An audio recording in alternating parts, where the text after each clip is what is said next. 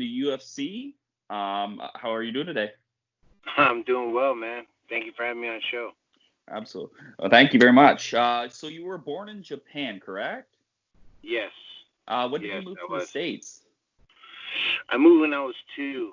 My dad was he was stationed in Yokosuka, Japan. He was in the Navy. So yeah, so we ended up moving after he retired from the Navy. We moved to Vallejo, California. And now you're in. Are you still in Vaqueo? No, no, no. I'm actually in Southern California now, in Orange County. Okay, okay. So how's retirement going for you? It's going well, man. I'm coaching mostly, Okay, coaching MMA fighters, and I'm coaching wrestlers now, okay. doing what I love to do, man. I was a coach before I fought in the UFC, and now I'm back to coaching again. Yeah, that's amazing. Yeah, I always yeah. was curious. You didn't really have that many fights when you got into the UFC. Was that because of your UFC background or your wrestling background that you were scouted out? Yeah, I mean, I only had like 4 fights before I got into the Yeah. UFC. And it was one. I was training with a good group of guys. Uriah Faber actually got me into it. Yeah. He knew a lot of people, and my management was a great management company at the time, and so I just for me my fights that prior to getting into the WEC were great. And then when I was in the WEC, had 2 fights in that, and of course, I mean everybody knows that Zuffa bought out WEC, Yeah. and then Zuffa took just a handful of guys and brought them up to the UFC, and I was one of those guys. It was great because you had some great moments in the cage, and that's what I want to talk to. There's always been a Yep. moment where you took some time off, and you were battling depression, if I'm correct. And Yeah, yeah. Well, I mean, a lot had to go into that. I lost against Chris Weidman, and at the time, my gym, Rain Training Center, was actually on the rise, and okay, my partner had to leave because he had to tend to his business, and okay, then we had to solely just run the gym, and so my fighting was subsidized in the gym, and so yeah, um, so when I lost and found out that my foot was broken, and I lost, and I had a concussion, and I couldn't fight. it was I just a couldn't lot at fight. once. Yeah, I couldn't fight for over a year. I was like, man, I need to not only I can't keep the gym open, but I gotta live. Yeah. I gotta provide for my family. And so Mhm. um, that right there hit me hard, and so I just went, and yeah, I mean Mhm. I'm not a guy that drinks alcohol or does drugs, but I went to food, and food was my comfort, and I got up to 268 pounds, and Wow. had to cut down to make 185 again. So it was tough, man. It was Wow. very, very tough. And Well. and there's different degrees of depression too. So I didn't have to take any medication or anything, but I just thank goodness I had great people in my life where Mhm. I just was able to just incrementally get better every day, Mhm. and my friends brought me out of that pit that I was in, and so I wouldn't, there's a lot of people that have to get medicated for depression, or Yeah. there's a lot of people that contemplate suicide, and for Mhm. me, like I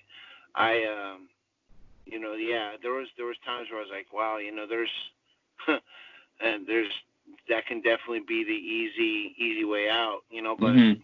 um but I didn't want to leave behind my wife and 4 kids. I didn't want to Yeah. leave behind people I love, and I thought about, that being such a selfish act, It affects other people So, more than just yourself, right? yeah. So just thinking about it, I had to just start moving, and me just Yeah. starting to move was was was it, and Hmm. I had great people in my life to be able to help me get out of that pit. That is great to hear, honestly. Yeah. You've had some big wins over Lieben, Dalloway, Maya, but the one that sticks in my head coming off that depression was the Tim Bosch fight. Yeah. It was just such a great performance. Is that probably your best version of you that you would say, just because it meant a lot coming back? Because I specifically just remember that fight and it was amazing. It was one of the best performances I've seen. So Yeah. That was the best I felt, and the easiest weight cut because I was a bigger guy going to 185, and it was hard for me to make the mhm. weight, but I made the weight, and like I said, I dropped from 265 to get down to 185 for that fight. It took me a good while to get there. Mhm. Thank goodness for Todd Norman, at Cutting Edge. Cutting Edge, he helped me out, and Sam Calavita helped me out too. So it's just, um, you know, just me, and all my training partners at Rain Training Center helped me out big time. And so, Yeah. um, and I felt like Tim Boach was a great matchup for me. Yeah. He was a wrestler, and it was a great matchup. So yeah, so I felt great. I felt Mhm. great. Did everything right. Um, you know, Came down and made weight easy. You know, Okay. and had a great fight. So I remember though in that fight though, the first 10 seconds he picked me up and slammed me. I was like, oh my gosh, dude, this Yeah. is this is a fight. So So he could um, wrestle. oh man, he was strong too. He's a strong boy. He Yeah. just he grabbed my leg and just picked me up and slammed me. I was like, oh my gosh. All right, so I'm not gonna go over under with him. Were you contemplating about taking your first fight back at light heavyweight, coming off returning? Was that an option in your mind if you weren't going to make the It was weight? it was an option, but they had told me that for me to get back to where I was at 185, fighting Tim Boach would get me back on track. And so Yeah. so that right there, I was like, oh man, all right, this will get me back on track. But man, I should have went 205, because there was so many good guys in my gym that fought at 205. Yeah. I even trained with some heavyweights in my gym. I mean, Hmm. there's a lot of great guys in the UFC and in different fight organizations as well. So yeah, I mean, I thought about going 205, but I 20 felt like pounds is a big difference. yeah, I They mean, it's should a have a big difference. 195 division, in my opinion. I think that's Yeah, people have talked about the 165 division. I think the 195 makes more sense because it's a 20-pound division difference. yeah. You I would have mean, seen like guys like Rich Franklin would have like thrived. I find if there was a 195 division. yeah, for sure. And when you go from 185 to 205, those guys are just, you know, Massive. six, 6'4" average, 6'3", 6'4", Hmm. with over 78 to 82 inch reach. You know, I Yeah. mean, I was 6 foot 6'1", Hmm. and had like a 67 inch reach. Like my arms aren't long at all. Yeah. So when I try to jab, they'd get me with their jab. So I was like, man, this is crazy. So Yeah. it's a big difference. It is. Absolutely. I got two more topics really quick for you. All right. With you looked really well in the Luke Barnett fight. Honestly, the post-fight speech was amazing. Hmm. Was there when you went to the back? It was such a great performance. Did you want to continue in a way, or did you know like, okay, I can't go back? Um, there's a big story on that, and you know, I was was in the UFC for 8 years, Yeah. and that was pretty much the only big organization I was in. And for me, like, I was gone a lot. I was Yeah. gone a lot. I was training. I had my gym, and I was training from like I was at the gyms from 8 in the morning to 10 o'clock at night. Burning the wick on both ends, coaching guys, cornering them. Cornering, and then going to wrestling tournaments on the weekend, running a gym. And it was a lot on my plate. Trying to be a dad too, and a husband. It was too much, and a lot of people were telling me that, and so Yeah. and so like going in, for me, like I just there was a lot on my plate, and so Yes. so I just I as I was going through my career, and then I went into that fight, Yeah. it was I thought to myself, man, there's a lot going on here, and a lot of people were telling me that, and then finally at that the straw that broke the camel's back was my son. He was in 8th grade. Okay. And he came up to me and said, Dad, I want to quit soccer and baseball, and I want to wrestle. And I go, buddy, why do you want to do that? Why do you want to do that? He goes, because I love wrestling, and at the time he made a Cooperstown team, which is in Cooperstown, New York. They play a national baseball tournament with different teams all around the nation. He made a team, and they did really well there. He was on a bunch of all-star teams, and in soccer, his team went to the National Cup and did really well as well. And he was just a great athlete, and he was better at soccer and baseball than he was in wrestling. We went to a tournament called the Freak Show in Vegas. That's around Halloween time, and he went 0-2 there. Oh, okay. At a wrestling tournament. So I was just like, okay, you're way better at soccer and baseball than you are at wrestling. Less head damage. Yeah, I said, why do you want to wrestle? It's way more. It's more dangerous, right? Yeah, and I just thought maybe he has a better chance of getting a scholarship. That's true. In soccer and baseball than he would at wrestling, right?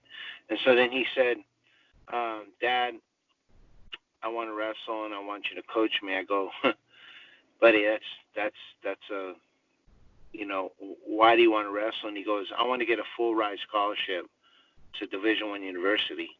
And so for me, like, I coached at Oklahoma State for 2 years, and then I coached at I coached at UC Davis for about 7 years, and I coached at Cal State Fullerton as I was fighting too for about 3 years.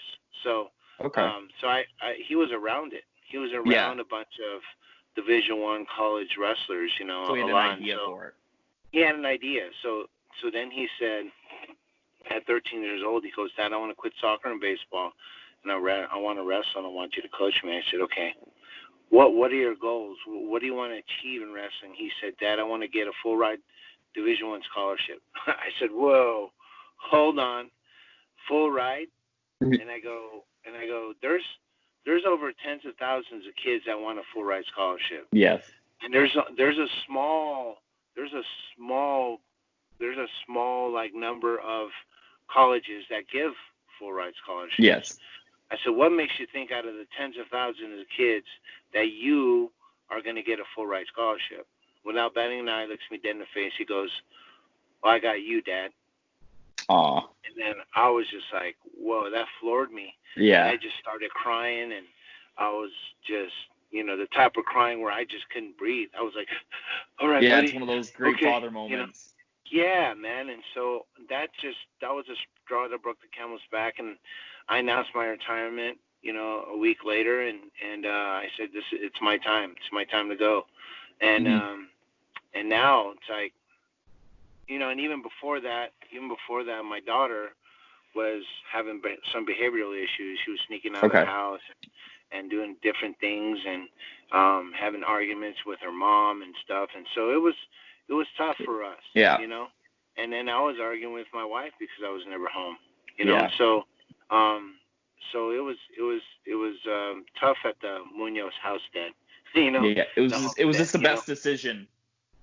Yeah. So then now after I made that decision, announced my retirement, my son is at Arizona State on a scholarship. Perfect. Wow. And then my Congrats, daughter. Yeah, thank you so much. And then my daughter decided to get into missionary work, and now she's studying to be a missionary in Hawaii with an organization called YWAM, which is called Youth with a Mission. And she has just grown and matured into just an awesome woman, young woman. And absolutely. So, and then, my wife and I are it's a lot better now. Yeah. Then my younger two are just, my youngest one wants to get into wrestling, and so she's been wrestling with Daddy for a little bit now, and so now I'm back into it, coaching kids now. So that's great to hear. Yeah. So and then my daughter Erin is playing volleyball, which I played volleyball a lot, and I love peppering with her and playing volleyball with her. I got a volleyball net that we set up on the weekends, and we play volleyball, and that's awesome. Yeah. So just I'm full. I'm family. That's what I'm about, and I'm a man of faith too. So my faith and my family, and those things come first to me. Absolutely, I agree. So when I went into that fight, sorry I'm long-winded on that. When I went into that fight, I'm enjoying. I knew I was going to retire. I knew it was time because in my career, man, if you look at my career, it was full of ups and downs, ups and downs. I mean, like there was a lot of things I could have done differently, but with every experience comes wisdom. Now I have wisdom, and I can coach people based upon my experiences and based upon what I know.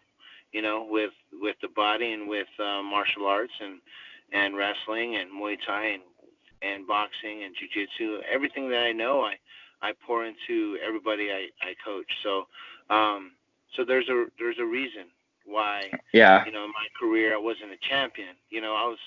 I was coaching a bunch of champions at the time as I was fighting too. So you were top 10. You were top 10 and at top 5 middleweight. So it's a great career. Yeah. And I wouldn't take it back. I wouldn't take it back. And I love my time in the UFC. I love my time coaching everybody at Range Training Center. I love my time just being amongst the world's best in a great sport. It's a great environment for you. Yes. There's a lot of discipline too in it, so it's good to see. Yeah, there's a lot of discipline for sure. My last question for you is, what do you take of the middleweight division today, and what are your thoughts on Israel Adesanya? Yeah, he's the real deal, man. Yeah. Yeah, Izzy, man, he is he's special. It hurt me a little bit when Whitaker fought him, though. Yeah. I'm a big Whitaker fan, so. Yeah, Whitaker's awesome too. He's a great guy. He's an amazing guy. Yeah, amazing guy. So, but Israel Adesanya, he just is. He's got the length. He's got the athleticism. He's got the fight IQ. And he can keep the fight where he wants it. So against wrestlers, he's able to, stuff pretty much every shot and keep it to where he can keep it, which his range is unreal.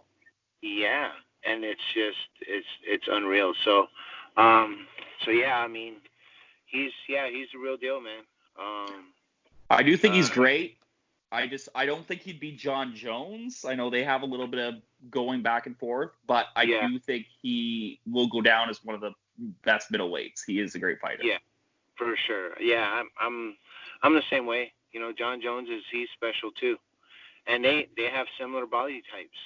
Exactly. Yeah, that's what they're very similar to each other. Yeah. Before I go, did you want to give a shout out? Is there any charities that we could give a shout out to on your page? I know you do a lot of charity work with anti-bullying and stuff, so just let the fans know. Yeah, I actually, like you said, I do a anti-bullying campaign, which is called I've Got Your Back. It's the I've Got Your Back program for the Orange County Department of Education. I do that. I also support our troops. I do military tours all around the world, helping our troops, teaching them, different ways to finish people, but at the same time, just help their morale as well, because they're protecting our country, man. For sure. And man, God knows what they do. They can't tell us, but exactly. They told us, bits and pieces of just little things that that kind of lets us know that they do a lot, so I do that with Pro Sports MVP. And then I do my I coach my wrestling club called the REIGN Wrestling Club. I do that, and I'm a part of USA Wrestling as well. So I mean, you're always busy. I'm busy, and I thought I had no time. Yeah, I'm doing a lot of speaking too. I do a lot of that stuff as well. And for organizations, I speak about leadership and about work ethic and all that stuff. So so I do a lot of that, and I keep myself busy, and I make sure with me, like I'm always doing something. I'm like a shark, man. I gotta keep moving. If I just stay still, man, I'll die. So I just gotta keep moving, man. Awesome. I really appreciate your time. We'll keep in touch, and I'll send you the video when it's ready for you. I really appreciate this, and the fans will too. So for sure. Thank you. Appreciate it. Thank you. Thanks for having me, man. No problem.